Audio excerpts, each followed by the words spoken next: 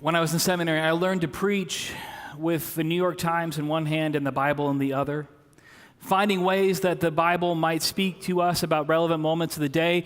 And this week, there was one of those moments as we watched the Cathedral of Notre in Paris begin to catch on fire and burn. I saw the notification come across my computer screen, and so I turned to watch the news coverage.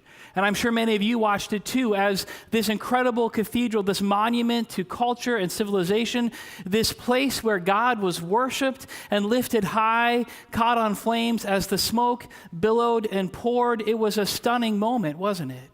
It was a stunning moment as we watched the people of Paris, which is one of the most secular cities in the world, gather together and sing hymns and long for something miraculous to happen as people linked arms to go inside the cathedral to bring out the relics as we see the picture of everything burned but the cross remain. It is as if we long for something transcendent.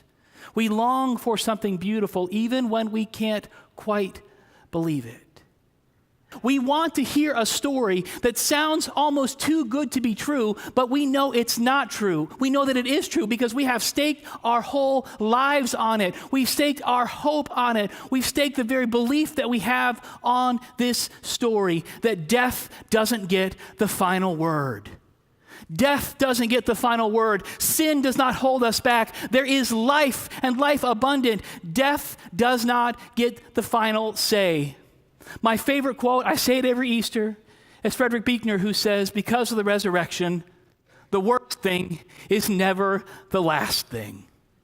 Because of the resurrection, the worst thing is never the last thing. We come today hoping for that next thing. We come today hoping for that new reality that the resurrection inaugurates for us. The story starts in the dark. While it's still dark, Mary goes to the tomb, expecting to do this dreaded task that she hasn't wanted to do, expecting to say her final goodbyes, expecting to grieve and hope for closure. I've been thinking a lot about the darkness this week. I've been thinking a lot about the darkness this week because this week in particular is a week of tremendous darkness. This week normally is Holy Week, and we normally think about the darkness, but it happens this year that the dates of Holy Week fall in line with a week of tragedy in the life of the nation. Within the last 7 days, we've remembered the Oklahoma City bombing, we've remembered the Boston Marathon bombing, we remembered the Virginia Tech shooting. We remembered the 20th anniversary of the Columbine shooting, something that shaped me deeply. I was a junior in high school. I can't think about school the same after that day. We've remembered these days that have been dark. We remember this loss and tragedy, and it seems that evil is still at work in the world.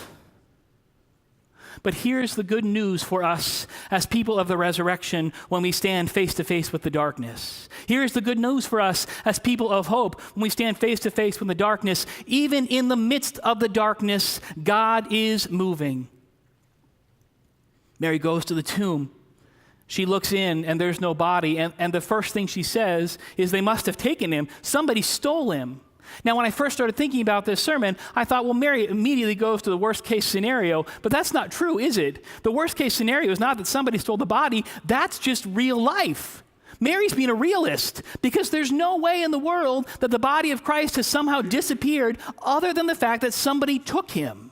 She is being a realist, and she is facing real life. And there are moments, friends, when we are facing the difficulties and challenges of real life. There are moments when we are uncertain as to what's going to come next. There are moments when we are hurting and broken and not sure where to turn. The hope of the resurrection says that into our reality, into the realness of our life, into the very things that we think must be the case, there is a different kind of hope.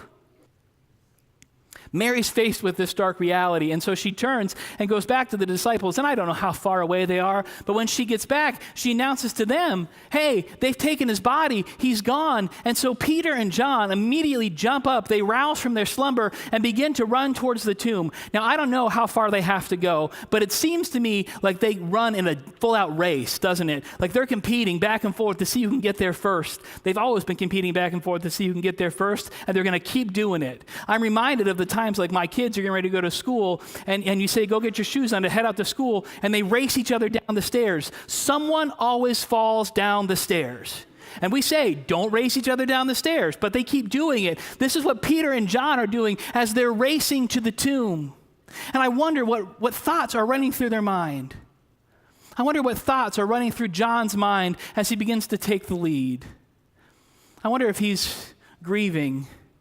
I wonder if he's afraid. I wonder if he's unsure of what they're going to find. I wonder what he is going to be surprised by on this Easter morning. John gets there. Peter gets there. And in my mind, they argue about who gets there first.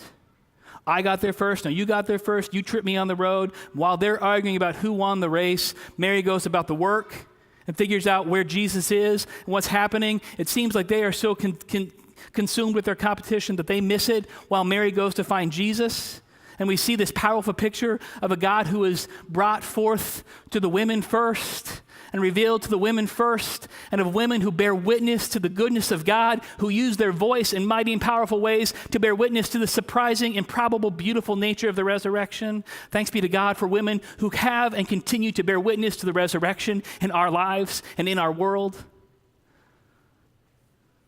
Mary, who goes back to the tomb with this uncertainty and this loss. And even after the men leave in their fog, she peers in and she sees there in the tomb these two angels, and they say, he's not here. And even though she's seen angels, it doesn't seem to be enough because she keeps looking. She keeps looking around the garden, and she runs into who she thinks is the gardener, who is Jesus. But even then, she can't see him, and she says, what have you done with him? It isn't until the moment when Jesus speaks her name that she knows who he is. Friends, hear me. The risen Christ has spoken your name. The risen Christ has spoken your name to remind you that you are loved and known, to remind that you are valued, to remind you that you are cared for, to remind you that you have been redeemed. The risen Christ has spoken your name. And when Christ speaks your name, you can't help but be changed. Do you remember the first time that you knew the good news was for you? Do you remember the first time that the good news became real for you? The first time you knew that there could be freedom and hope? Do you remember the first time that you knew that Jesus had spoken your name, that you were loved, that you were important, that you were valued, that you were known, and you were forgiven no matter what? Do you remember the first time that your heart was strangely warmed by God's grace when God spoke your name and brought you into the family? Do you remember how you just had to tell somebody? That's what the resurrection does.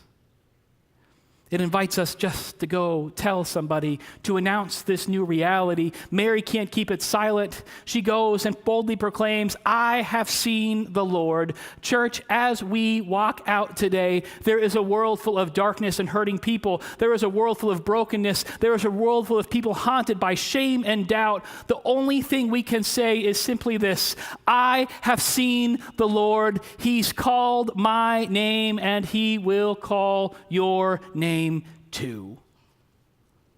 Thanks be to God for the resurrection and the hope that it brings. Thanks be to God that we have been named and called by Jesus. Thanks be to God that the worst thing is never the last thing, and we long for and look for the new hope that is to come. May we join with God's resurrection power and boldly proclaim, I have seen the Lord.